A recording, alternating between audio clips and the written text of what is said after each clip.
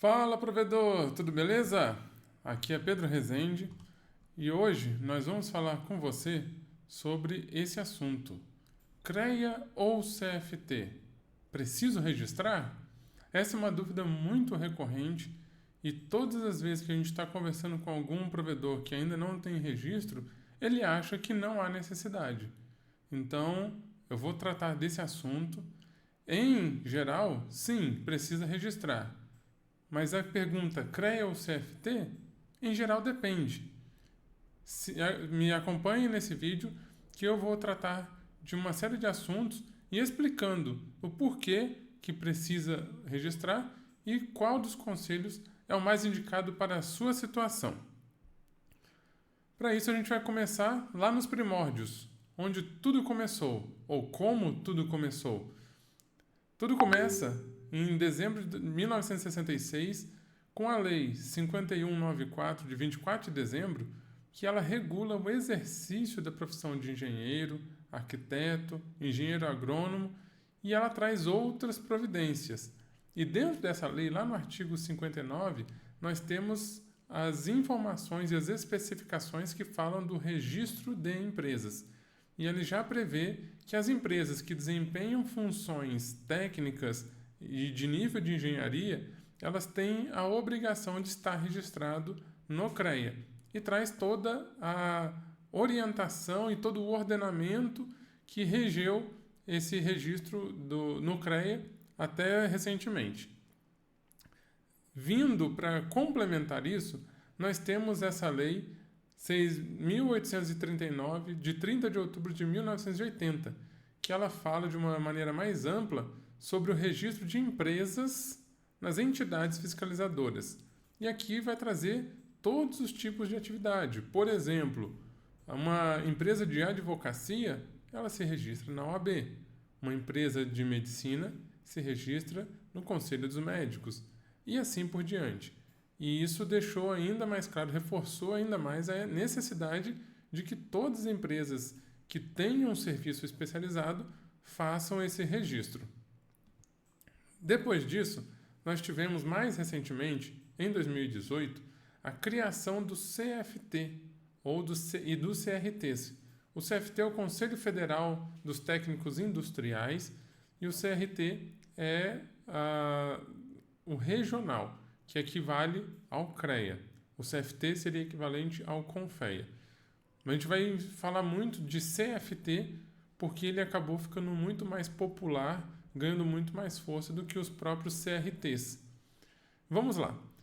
Em 26 de março de 2018, a Lei 13.639, então, cria o Conselho Federal dos Técnicos e também os conselhos regionais. E o que acontece? Na criação desse conselho, foi separado que todos os técnicos industriais que estavam na base do CREA deveriam sair e compor um conselho próprio. E o CREA, em 90 dias, deveria mandar parte do dinheiro arrecadado das anuidades desses técnicos para o conselho, que ele usaria para fazer toda a estruturação.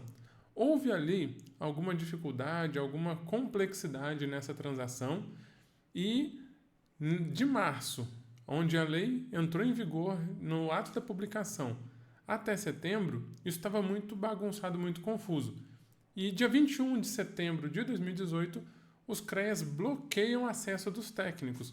Os técnicos simplesmente não tinham mais capacidade de acessar o sistema do CREA para fazer as suas ARTs, fazer toda a sua movimentação, e ainda não existia um sistema no CFT totalmente funcional. Estava em criação.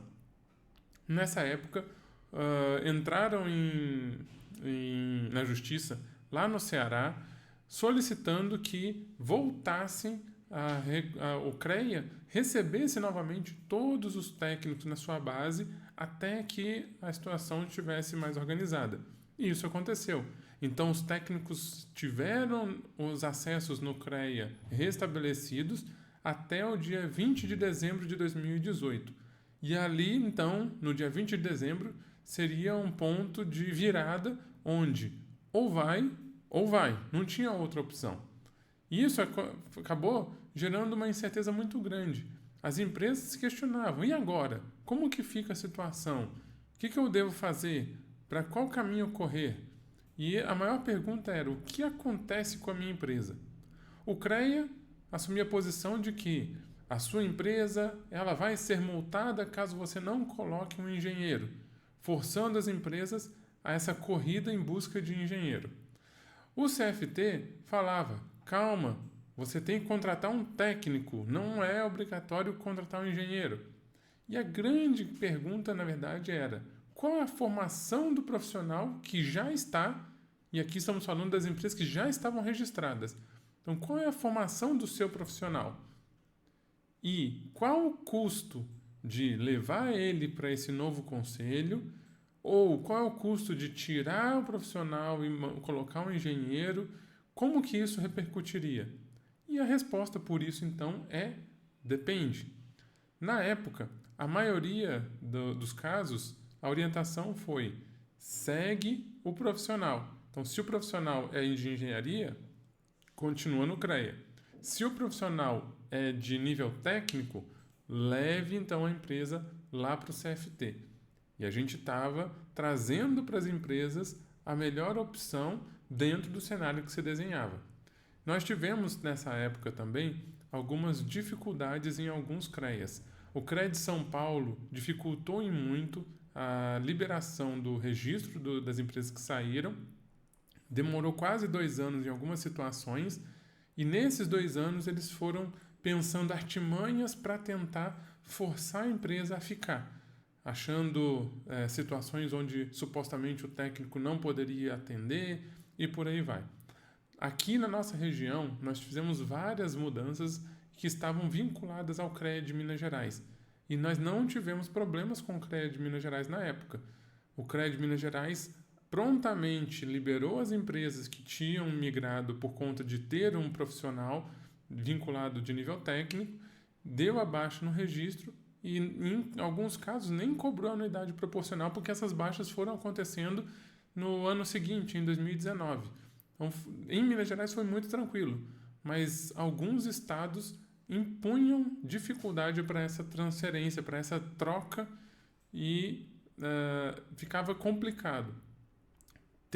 Tivemos situações onde o provedor, nosso cliente lá de São Paulo, falou assim, olha, eu não quero correr risco, então eu vou dispensar o técnico, vou colocar um engenheiro, mesmo que seja mais caro, para não ter dor de cabeça, porque enxergava que o CREA naquele momento tinha uma força maior, tinha um poder maior. E isso refletiu em várias decisões. Nós apresentávamos a informação e a decisão era do empresário. Então, cabia a ele escolher qual o caminho seguir. Mas, em geral, a maioria seguia o profissional. Agora você pode se perguntar, tá, beleza, na época já estavam registrados. E um novo? Qual que é a diferença de um conselho e outro? E eu trago aqui algumas questões. Primeira questão é, para definir se você vai se registrar no CREA ou no CFT, é importante analisar algumas coisas. Primeiro, o nível do profissional que você consegue. Quando chega uma empresa aqui para solicitar esse serviço da gente, o que nós analisamos? O dono do negócio, ele tem formação? E se ele tem formação, qual é a formação? É em nível de engenharia, tecnólogo ou é de técnico industrial? Porque é mais vantajoso para ele que o próprio dono do negócio seja o responsável técnico. Uma segunda situação a analisar é, existe no CNPJ, no rol de atividades, serviço de engenharia? Algum dos CNAES é de serviço de nível de engenharia? E, às vezes, tem gente falando assim, provedor de internet é nível de engenharia. Aonde está estipulado isso? Quando a gente vai lá no CONCLA do IBGE, que é onde determina os códigos de CNAE, e analisa internamente eles, e lá está explícito em engenharia ou algo do tipo, a gente orienta que seja registrado no CREA. E também tem uma outra situação, qual é o nome empresarial? Se a minha empresa ela não tem atividade de engenharia, mas eu coloquei que o nome dela é Fulano de Tal Engenharia Limitada, pelo título, pelo nome da empresa, razão social, eu tenho a obrigação de me registrar ao CREA. Então, nessas situações onde você tenha profissionais de nível de engenharia ou tecnólogos como responsável técnico, o serviço seja de engenharia ou o nome empresarial tenha alguma coisa relacionada ao nível superior, aí a gente vai registrar no CREA. Quando nós temos, por outro lado, profissionais de nível técnico industrial ou atividades que não são de engenharia, nós podemos registrar no CFT. Podemos porque você pode registrar nessa situação tanto no CREA quanto no CFT. Vamos adiante. Falando dos profissionais que podem ser vinculados para o CREA, aqui eu tenho uma lista e essa lista não está completa, porque cada situação tem que ser pensada, analisada, e em alguns casos ela vai para a decisão de Câmara, onde na Câmara pode ser aprovado ou não. Então, em geral, engenheiro eletricista, engenheiro em eletrônica, engenheiro em telecomunicações, engenheiro de computação, engenheiro de rede de computadores e outras áreas correlatas. Já tivemos caso onde o dono do negócio ele era engenheiro de informática e ele teve aprovado o seu registro, mas passou por análise de Câmara, demorou, e então, assim, depende se vai ou não ser aceito, até porque o CREA tem uma estrutura que é estadual. Cada estado pode estruturar algumas regras e aceitar ou não coisas que são diferentes de um outro estado. Quando a gente fala do Conselho Federal dos Técnicos, nós temos isso muito mais claro, porque existe uma deliberação plenária número 5 de 2020 que ela traz claramente que para provedores de internet que tenham o CNAE de Serviço de Comunicação Multimídia, essas 10 profissões, essas 10 formações têm a capacidade, está habilitado a representar o provedor. Então, nós temos o técnico de eletrônica, técnico de eletroeletrônica, técnico das modalidades de telecomunicações, técnicos de rede de computadores, técnico de informática para a internet, técnico de manutenção e suporte em informática, técnicos de sistema de comutação, técnico de informática, técnico de transmissão e, por fim, técnico de eletrotécnica. Cabe aqui também uma situação que é importante, que não foi mencionada no item anterior, sobre os códigos quinais, que a maioria das vezes não vale a pena você ter uma quantidade muito grande de quinais no seu CNPJ. E você pode, tendo quinais que não são abrangidos pelas formações, você precisar de um segundo registro. Recentemente, nós tivemos situação onde o Conselho Federal dos Técnicos deu um registro provisório para a empresa, pois o técnico vinculado era técnico de telecomunicações e havia ali uma atividade de serviço de elétrica, manutenção elétrica. E essa manutenção elétrica não estava prevista para o técnico de telecomunicações, não está dentro do escopo da formação dele. O que a empresa fez? Alterou o seu contrato social para retirar essa atividade que ela não desempenhava de fato. Foi colocada ali como uma possibilidade, e a maioria das vezes esse monte de KNAI mais atrapalha do que ajuda.